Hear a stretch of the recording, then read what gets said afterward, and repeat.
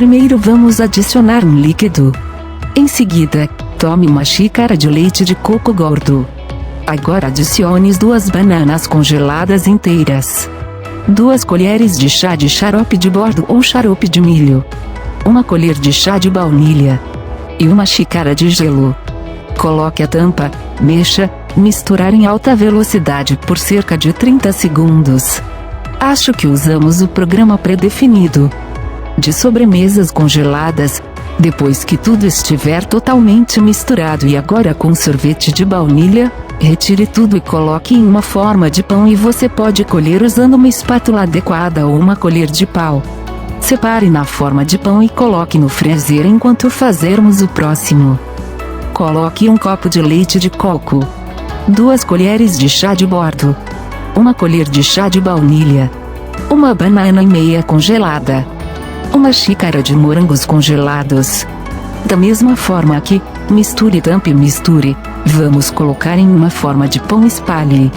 Depois coloque a panela de volta no freezer enquanto fazemos o chocolate.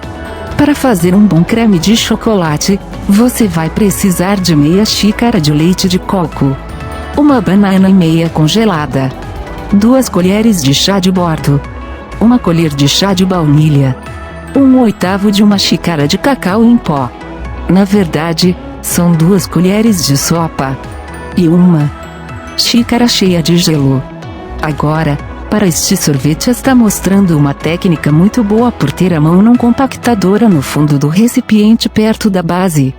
Espalhe aquele sorvete de chocolate.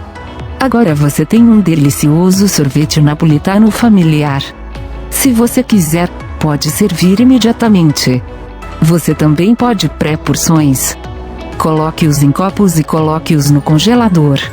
Quando estiver pronto para servi-los, coloque-o no balcão por 5 minutos. Ou você pode jogar a forma de pão inteira no freezer e quando estiver pronto coloque-a no balcão por 20 minutos. Demora um pouco mais porque é muito grande.